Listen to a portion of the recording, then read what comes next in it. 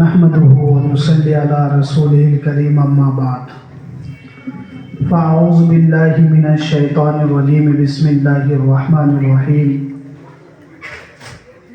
फ़वैलुल लिल मुसल्लीन अल्लज़ीना हुम अन सलातिहिम साहून अल्लज़ीना हुम युराऊन व यमनऊनल माऊन सदक़ल्लाहु रसूलुहुन नबियुल करीम वक़ाल नबी सल्लल्लाहु अलैहि वसल्लम अल उलमा वरसतुल अंबिया। मेरे मोहतरम बुजुर्ग और दोस्तों, अल्लाह तबारक व तआला का बहुत बड़ा एहसान और करम हुआ कि अल्लाह रब्बुल इज़्ज़त ने हम सबों को इस दीनी मजलिस में बैठने की तौफीक दी। इसलिए हम सबों को तहे दिल से उस रब्ब करीम की शुक्रगुजार या शुक्रिया अदा करना चाहिए। सब लोग कहिए अल्लाह रब्बुल इज़्ज़त ने हमें तौफीक दिया है। सब लोग कहे अल्हम्दुलिल्लाह, अल्लाहुम्मा आमीन कहे। अभी जो मैं आप हज़रात के सामने दो आयतें एक हदीस में आप लोगों को सुनाया हूँ, जो दौरे हज़ीर में बहुत इसकी मिलती जुलती है। एक सुन ना आराम से सुन, तार बाद वीडियो बनावे जावाना। तो मैं आप हज़रात के सामने सिर्फ दो आयतें पेश की। से आयतगुला की হচ্ছে ফাওয়াইলুল লিল মুসাল্লিন। আপনারা সবাই জানেন যে কোরআনের মধ্যে আল্লাহ রাব্বুল ইজ্জত বেশিরভাগ জায়গায় যদি বলা হয় কোরআনের সমস্ত জায়গায় মুসাল্লিন যারা নামাজ পড়ে তাদের জন্য আল্লাহ রাব্বুল ইজ্জত তারিফ করেছেন, তাদের প্রশংসা করেছেন। কিন্তু এই আয়াতের মধ্যে আল্লাহ রাব্বুল ইজ্জত নামাজীদের প্রশংসা করেছেন, তাদের তারিফ করেননি। বুঝেছিলে?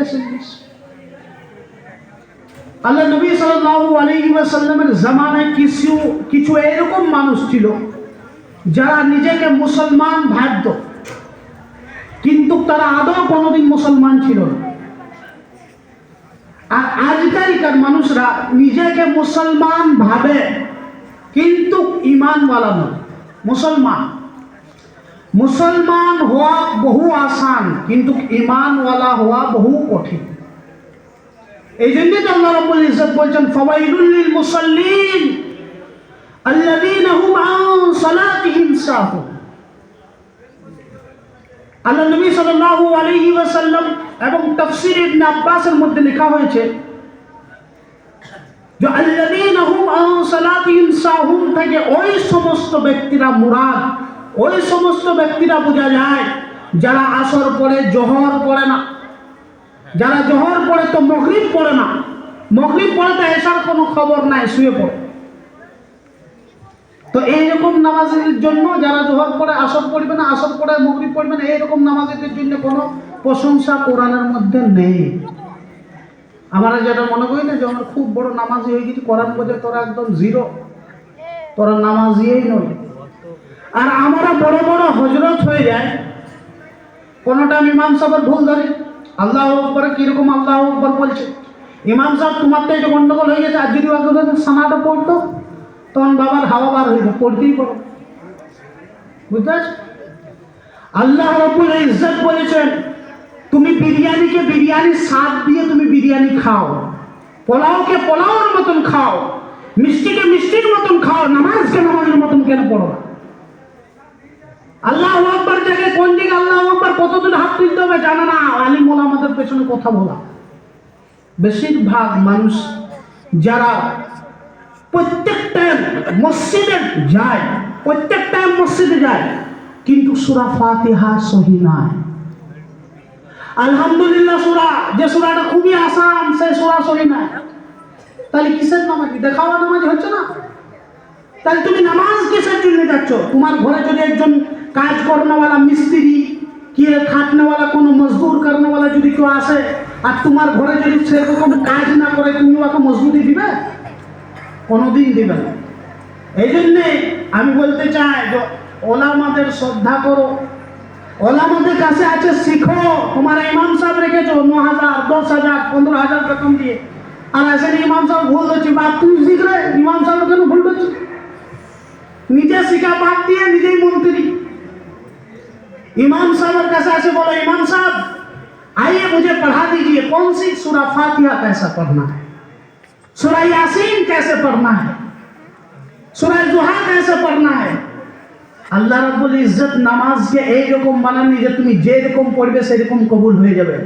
বলা হয়েছে যদি কেউ নামাজের মধ্যে রুকু, নামাজের মধ্যে সিজদা যদি সহি তরিকা ভাবে না করে থাকে, ফেরেশতারা সেই নামাজটাকে একটা দুর্গন্ধ রোমান দিয়ে ঢেকে আসমানে নিয়ে যাবে। আল্লাহ রাব্বুল ইজ্জতকে বলবেন এই নামাজটা হচ্ছে অমুক ব্যক্তির নামাজ। আল্লাহ রাব্বুল ইজ্জত বলেছেন আমি যেই রকম ভাবে নামাজ পড়বার তোমাকে বলেছি তোমরা সেই রকম ভাবে পড়নি। ওই আসমান থেকে ওই নামাজকে ওর মুখে নিক্ষেপ করা হবে, বলা হবে তোমার নামাজ, তোমার বদবুদার নামাজ, তোমার দুর্গন্ধ নামাজ তোমার কাছে। তা নামাজ শিখা জরুরি না? নামাজ শিখতে হবে তো।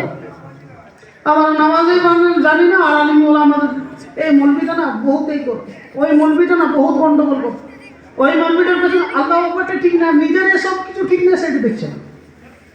কবর কাহুর নয়, কবর কাহুর নয়। আজ আমার ইমাম ওলামা আলিম ওলামার দরমিয়ান আছে অনেক গ্রাম যেখানে আলিম ওলামা পাওয়া যায় না, বড় বড় মুফতি পাওয়া যায় না, বড় বড় মুহাদ্দিস পাওয়া যায় না, হাদিস তাফসীর পড়ানোওয়ালা পাওয়া যায় না। আপনাদের গ্রামে আছে, আপনারা টুকটুক এসে পড়ো মশলা মাসাইল দ্বীনি তালিম আমাদের কাছে না আসতে পারে, তোমাদের ইমাম সব আছে, তোমার কাছে যাও, নিজের নামাজ, নিজের ইসলাম, নিজের সব কিছু করো। আমরা সেগুলা বাদ দিয়ে আলিম ওলামাদের নিয়ে বুরাই করি, আলিম ওলামাদের নিয়ে উল্টো পাল্টা বলি। सुनो इमाम गजाली रहमतुल्लाह अलैह फरमाते हैं कि याद रखो जो शख्स उलमा किराम के बारे में जरा भी बुराई करता है, चाहे वो उलमा छोटा हो या बड़ा हो, चाहे वो मुफ्ती हो चाहे ना हो, मौलाना साहब যদি হয়, হাফিজ সাহেব যদি হয়, যদি শুধু নুরানি কায়দা পড়ায় কি শুধু যদি তোমাদেরকে নামাজ পড়ায়, সেই যদি ওলামার তোমরা যদি বেয়াদবি করেছো, কাল কিয়ামতের দিনে তোমাকে যে কবরে যখন তোমাকে শোয়া হয় না, সেই শোয়াবার টাইমে তোমার কিবলামুখী করা হয়, তোমার মুখটা আল্লাহ রাব্বুল ইজ্জত বলে কিবলা থেকে ফেরাই রাখে। আলিম ওলামার সামনে উল্টো পাল্টা বলেছে, আলিম ওলামার সামনে কি করেছে? উল্টো পাল্টা বলেছে। আল্লাহ নবী সাল্লাল্লাহু আলাইহি ওয়াসাল্লাম এইরকম ভাবে বলে দেননি আল উলামা ওয়ারাসাতুল আম্বিয়া, নিশ্চয়ই ওলামাদের মধ্যে কিছু আছে। এই জন্য আল্লাহ নবী সাল্লাল্লাহু আলাইহি ওয়াসাল্লাম বলেছেন যে ওলামারা হচ্ছে আমাদের ওয়ারিস, ওলামা হচ্ছে আমাদের ওয়ারিস, ওলামারাই দ্বীন সামালে, ওলামাদের হচ্ছে দ্বীন, ওলামাদের কাজ হচ্ছে দ্বীনকে পরিপূর্ণ করা, দ্বীনকে সঠিকভাবে মানুষদেরকে পৌঁছানো, এটা হচ্ছে ওলামাদের কাজ।